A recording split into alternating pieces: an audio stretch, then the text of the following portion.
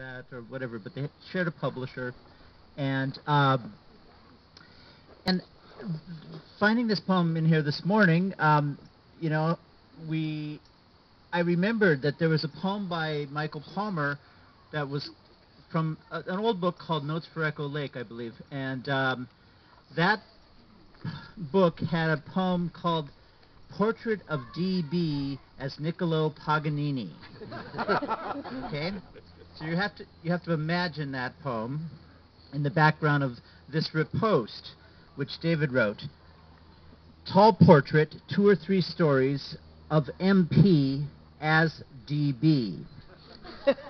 and DB here, you'll note there's some slippage from David Bromwich to David Byrne, okay?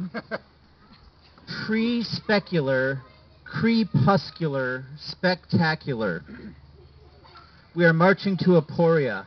We're rolling some stones down to Rio Nido, or rowing them, and I say, isn't that a noted theorist in his far from radical shirt sleeves? And I say, my quotidian acts can never quite account for my art. Then someone says, here is Le Mot Juste, and there's the text for which I care nothing, or which we are carefully noting. Now one of us who was born in Manhattan or from foreign parts to emigrate or immigrate when he was 3 or 7 projects a bemusement over what it means to be a man.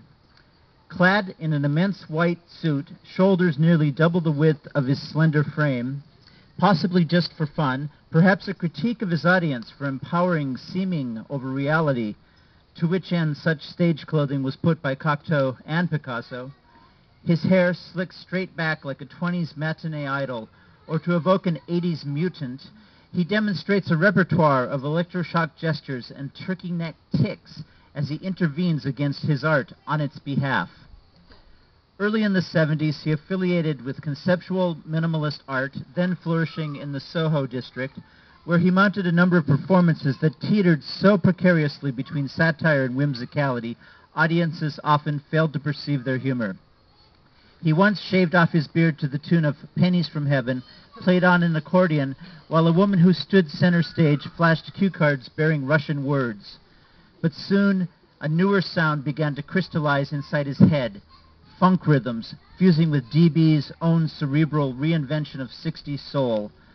With the group Talking Heads, he released an album which garnered panegyrics from the elite rock intelligentsia who welcomed its rigorous structuralism.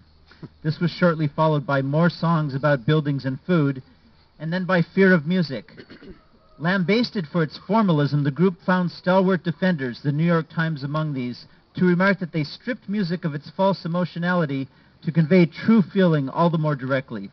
His lyrics are simply structured in terse verbal units like dialogue in a Beckett play.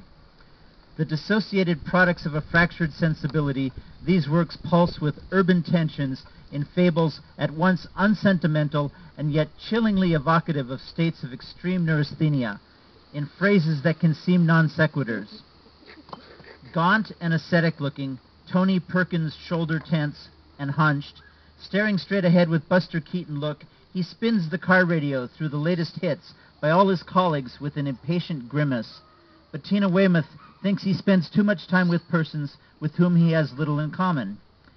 DB has now achieved the status of celebrity, so that these words were for the most part taken from articles in Esquire, Rock and Roll Confidential, Ms., Rolling Stone, and other journals enjoying a large national readership, and from the current biographical yearbook. By his branchings out into the theater, movies, and TV, he threatens to break up the group, or so the latter fears. However, since their Tom Tom Club record outsold any Talking Heads disc, Tina and hubby Chris Franz have sensed some positive shift in the balance of power. Today, he lives in a district of pricey boutiques drawing hordes of tourists too trendy for his taste. Singing is a trick to get people to listen to music for longer, DB writes, than they ordinarily would, so that, given we're on the road to nowhere, we might as well come on inside, words sung to keep us listening to the exciting drums.